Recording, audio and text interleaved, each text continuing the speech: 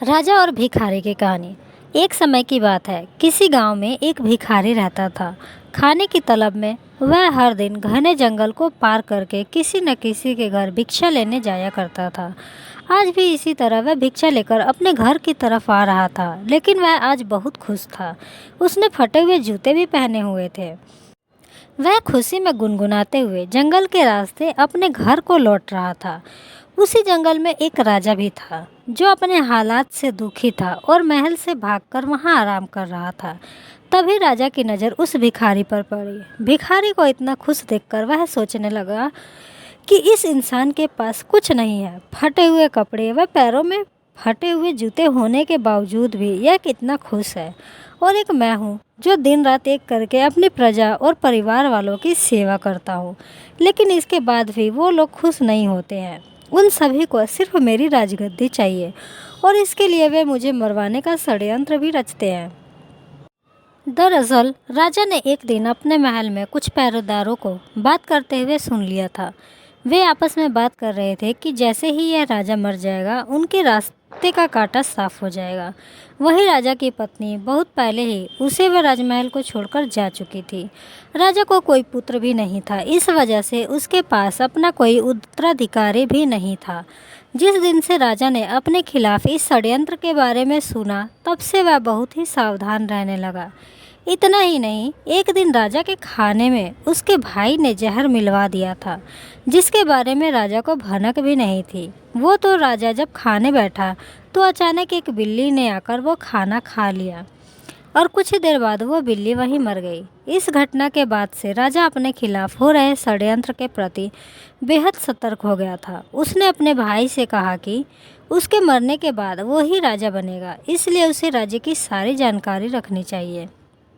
इसी वजह से एक दिन इन्हीं सब बातों से परेशान होकर राजा ने महल छोड़ दिया और बिना किसी को बताए वहां से भागकर उस जंगल में आ गया था। वह जंगल उसकी नगरी से बहुत दूर था, इस वजह से उसे वहां कोई पहचान भी नहीं सकता था। राजा जंगल में बहुत दिनों से था, जिस वजह से उसके बाल भी काफ़ी बड़े हो गए थे। उस भिखारी को देखकर राजा ने सोचा कि हम दोनों ही इंसान हैं, बस फर्क है कि वह इंसान खुश है और मैं दुखी। राजा जल्दी जल्दी में महल से भागा था, इसलिए उसने सुंदर मोतियों की एक माला, जरी हुए जूते, कीमती कपड़े और हाथ में सोने की अंगूठियां भी पहनी हुई थी। जब भिखारी ने राजा को देखा तो वह थोड़ा पीछे हट गया और सोचने लगा कि मैंने तो कटे फटे कपड़े और जूते पहने हैं, भीख न मिले तो भी मैं भूखा ही रह जाऊं, लेकिन इसके ठाठ बाट ही अलग है। यह कितना खुश नसीब है कि इसने हीरे जवाहरात, सुंदर कपड़े और जूते पहने हुए हैं, लेकिन इसके बाद भी यह खुश नज़र नहीं आ रहा है। उसने सोचा, चलो इस शख्स से ही उसके खुश न होने की वजह पूछ लेता हूँ। भिखारी राजा के पास पहुँचा और उसे राम राम बोला। राजा ने भी भिखारी को राम राम का जवाब दिया। भिखारी ने कहा, आप तो बहुत अमीर परिवार के लगते हैं, शायद आप कहीं के राजा हैं। राजा ने कहा, हाँ सही बोलते हो तुम, मैं सूरतगढ़ का राजा हूँ और अपना राज्य अपने भाई को देकर यहाँ पर आ गया हूँ। मेरे घर वाले दौलत के चक्कर में मुझे मारने का षड्यंत्र कर रहे थे, उसी से बचने के लिए मैं यहाँ पर मन की शांति के लिए आया हूँ। काफ़ी दिनों से मैं ऐसी हालत में हूँ, मेरी लंबी दाढ़ी देखकर लोग मुझे भगा देते हैं। रास्ते में जो भी फल फूल मिलता है वही खाकर गुजारा कर लेता हूँ। आज मुझे बहुत तेज भूख लगी है, इसलिए मैं इधर उधर खाने की तलाश में घूम रहा हूँ। तुम्हारे पास अगर कुछ खाने के लिए है तो कृपया मुझे थोड़ा खाने के लिए दे दो। भिखारी ने मुस्कुराते हुए राजा की तरफ देखा और कहा कि अगर तुम मुझे ये सोने की अंगूठी दोगे तो मैं तुम्हें खाना खिला सकता हूँ। राजा यह सुनकर खुश हुआ। उसने अपनी अंगूठी भिखारी को दे दी और बदले में उससे रोटी लेकर खा ली। भिखारी ने राजा से कहा कि तुम और मैं दोनों ही अकेले हैं, चलो हम दोनों साथ में चलते हैं। दोनों साथ में चलते हुए एक घने जंगल में पहुँचे। वहाँ पर वह आराम करने लगे। भिखारी ने राजा से कहा कि आप कितने भाग्यवान हैं, आपके पास इतनी धन दौलत है, मेरे पास कुछ नहीं है, फटे जूते पहने हैं। आपकी अंगूठी से मेरी बहुत सी समस्याएं दूर हो जाएंगी। फिर राजा ने कहा कि मैं भी तुम्हारी ही तरह कुछ सोच रहा था, तुम्हें फटे जूतों की परवाह किए बगैर खुशी से अपने रास्ते की तरफ जाते देख मैंने सोचा तुम्हारे जैसा कोई खुश नसीब नहीं होगा। मेरे पास सब कुछ होते हुए भी मैं खुश नहीं हूँ। हम दोनों की हालत एक जैसी ही है। फिर बातों ही बातों में उस भिखारी ने राजा से उसके राज्य की सारी जानकारी पूछ ली और फैसला किया कि रात में जब राजा सो जाएगा तो वह उसके कपड़े और गहने लेकर वहाँ से भाग जाएगा। जब तक राजा सोया नहीं तब तक भिखारी उससे मीठी मीठी बातें करता रहा।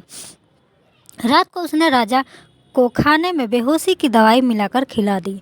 इससे राजा गहरी नींद में सो गया। फिर भिखारी ने राजा के कपड़े व उसके सारे गहने पहने और वहाँ से भाग गया।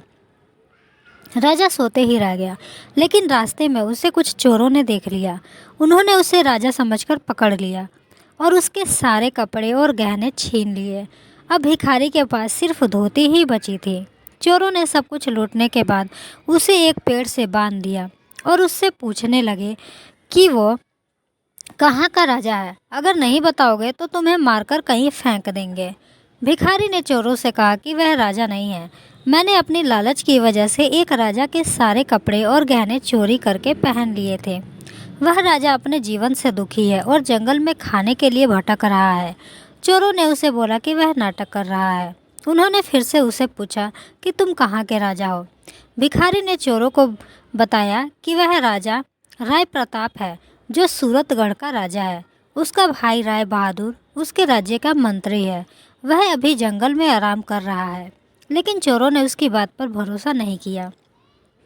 उधर जब राजा की नींद खुलती है तो वह भिखारी को बुलाता है। उसने अपने सामान को देखा तो उसके पास सिर्फ एक पोटली ही होती है जिसमें उस भिखारी का कुछ सामान होता है। दूसरी तरफ वो चोर सूरतगढ़ के महल में पहुंच जाते हैं। वहां पहुंचकर वो राजा के भाई राय बहादुर से कहते हैं कि उनके पास उनका भाई है। अगर वो उसे जिंदा बचाना चाहते हैं तो उसके लिए उन्हें 3000 सोने के सिक्के देने होंगे। यह सुनकर राय बहादुर ने बोला कि इसके लिए तुम्हें मेरे भाई को मुंह पर कपड़ा बांधकर राजमहल लाना होगा, तभी हम तुम्हें सोने के 3000 सिक्के देंगे। चोर उस भिखारी के मुंह पर कपड़ा बांधकर उसे राजमहल लाते हैं और उसे राय बहादुर के हवाले कर देते हैं। राजा के कपड़ों में भिखारी को देखकर राय बहादुर को यकीन हुआ कि वह उसका भाई ही है। उसने सोचा कि अब वो इसे मारकर खुद राजा बन जाएगा। लेकिन जब उसने भिखारी के मुंह से कपड़ा हटाया तो वह गुस्सा हो गया। उसने चोरों को कहा कि मुझे पता था कि तुम लोग दौलत के चक्कर में मुझसे झूठ बोल रहे हो। यह आदमी मेरा भाई नहीं है। हम तुम्हें 2 महीने का समय देते हैं। मेरे भाई को पकड़ कर लाओ। अगर नहीं लाए तो तुम सबको गोली मार देंगे और यहाँ से भागने की कोशिश की तो जिंदा दफन करवा दूंगा।